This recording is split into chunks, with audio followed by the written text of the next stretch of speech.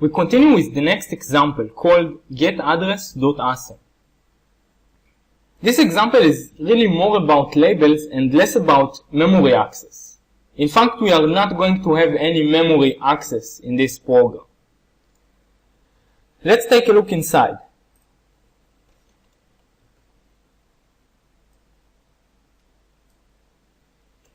The source of this program is based on the same template of reverse and reverse constant. We even didn't change the names of the constant and also of keep nums, for example.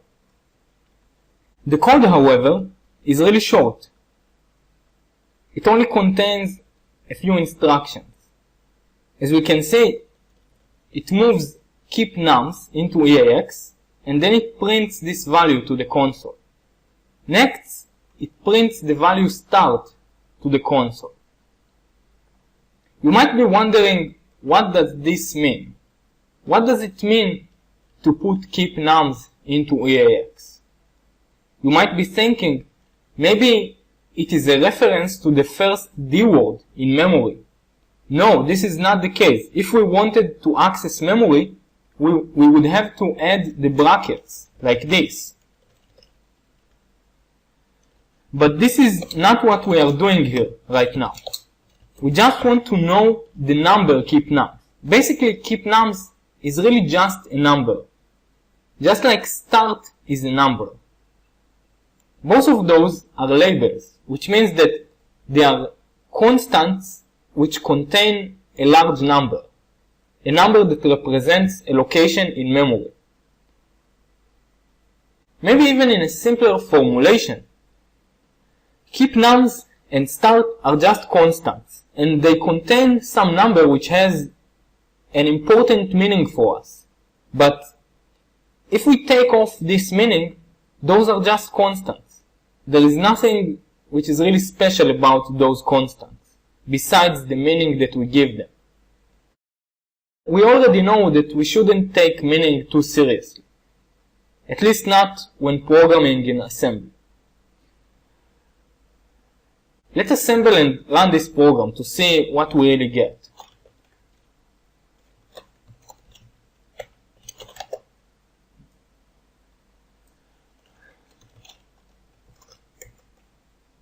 I first assembled the program, and now I'm going to run it.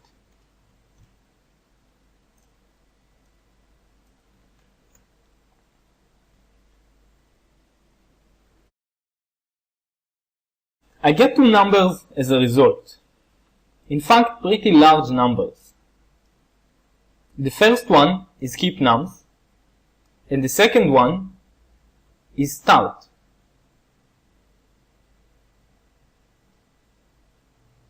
One thing to note is that there is a big difference between those two numbers. A difference of 1000 in base 16. Which means that between keep nums in the program and start, there are 1000 bytes, 1000 in base 16. A good guess would be that the size of the data section is probably 1000 bytes.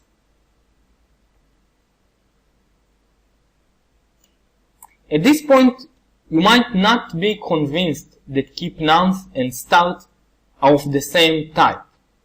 They are basically the same thing. Maybe you think that they are different because keep nums is defined in a different way. Start has this column, however keep nums doesn't have any column. So you might say start and keep nums are not the same because start has a column, but keep nums doesn't have any column. No problem. I want to show you the flexibility of the syntax. If we wanted, we could write it just like this, which is exactly the same. Now keep nums and start really look the same. Both of them are just labels. Maybe if we take it here, it is really the same. I save the program, and next let's assemble and run it, just to make sure that we get exactly the same result.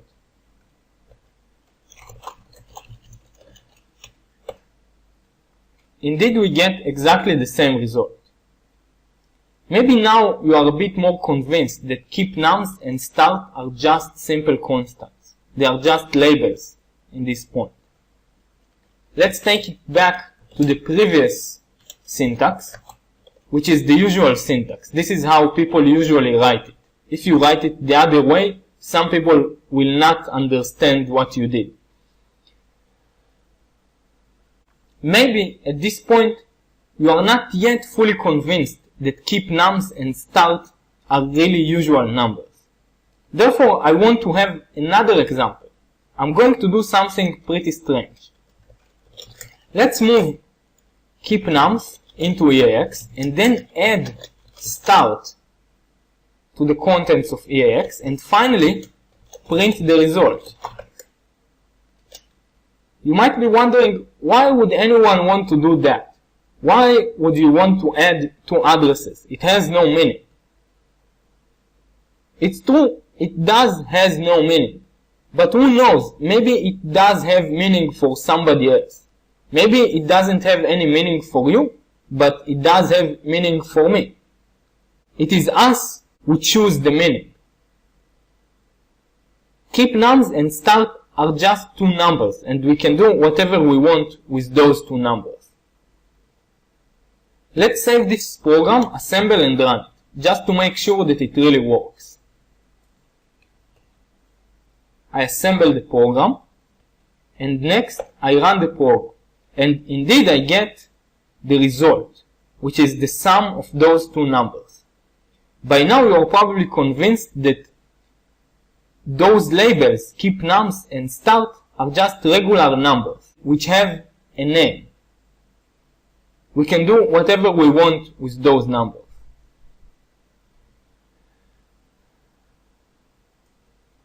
I want to talk a bit about the meaning of those two numbers. Now that we have understood that they are just numbers, we can discuss the meaning. Keep nums represent the location in memory where we have those dwords. We have an array of dwords which begins at address keep nums. Start represents the location where the code begins, which is basically here.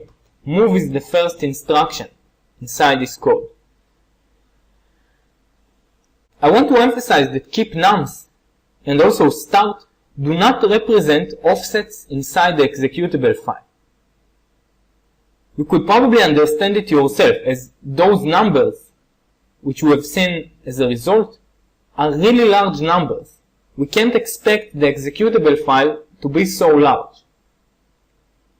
Those numbers represent places in memory after the program was loaded to memory. So those addresses correspond to places that you can only find after the program was loaded to the RAM, to the memory. Those addresses correspond to nothing on the disk. You can't find those addresses inside the executable file. If you open the executable file and look for those large numbers, you will not find anything. In fact, the executable is not large enough to get to this address inside the executable file. We have already talked about our guess that the data section is probably of size 1000 bytes. That is because we have seen that start has the value 402 followed by 3 zeros, and keep nums had the value 401 followed by 3 zeros. You might be wondering, why would the data section be so large? We only declared about 6 dwords. How come we got a result of 1000 bytes? This is a bit too much.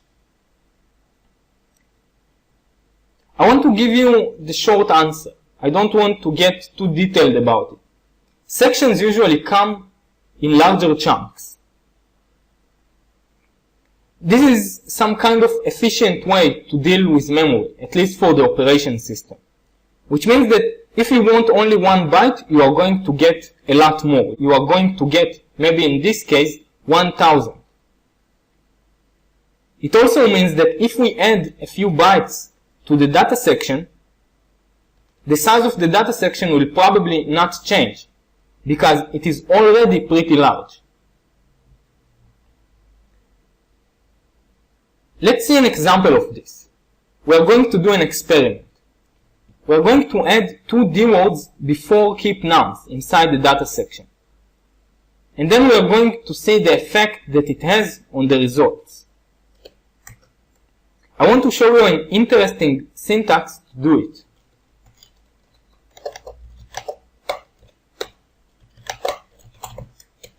Here we added two dwords of the value 0. If I wanted, I could give another value. Maybe, for example, the first dword will be 5 and the next one will be 0.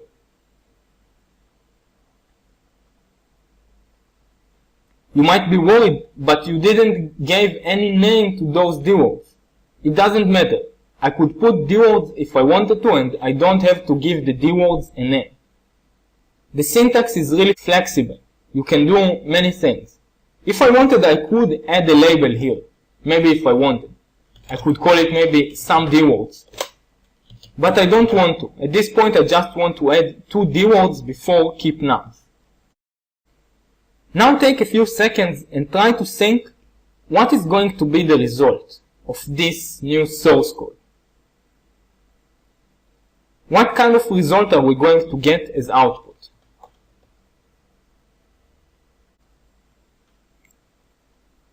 Let's assemble, run, and find out.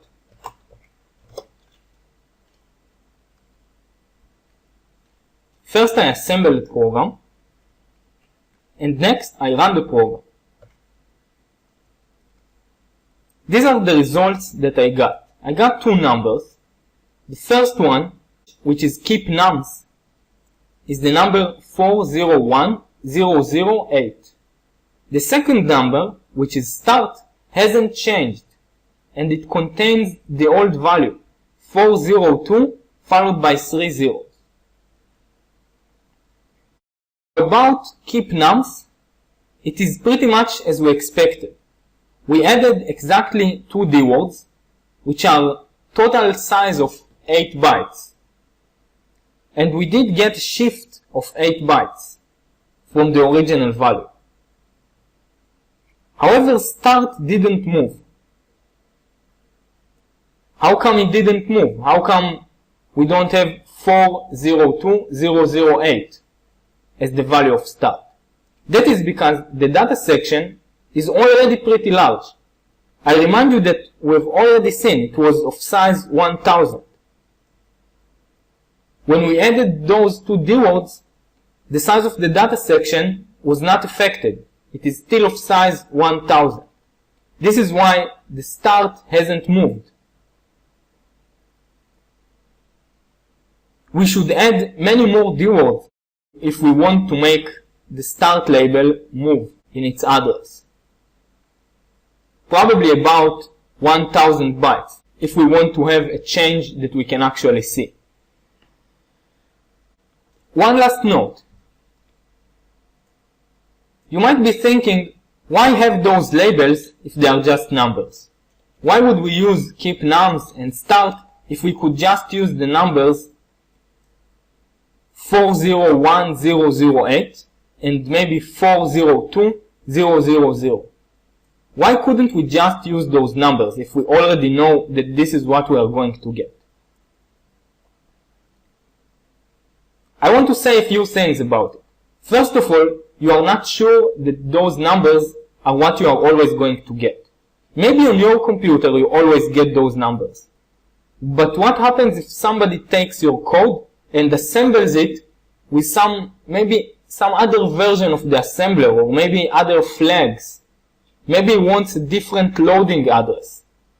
In this case, if you use those hard-coded numbers, anyone which is going to try to change the code or move it to another loading address will be in trouble. The second reason is that using names like start and keep nums is much more convenient and also meaningful. It is much easier to read, for example, start over this number. Imagine, for example, if somebody else reads your code and he sees this strange number somewhere inside your code. It will be very unfortunate. You will not be able to understand what is this number. Therefore, always prefer to use these labels instead of hard-coded numbers. Using those numbers inside your program is considered to be so ugly that I couldn't even write an example to show you that it works. Please don't do it. Always use the labels.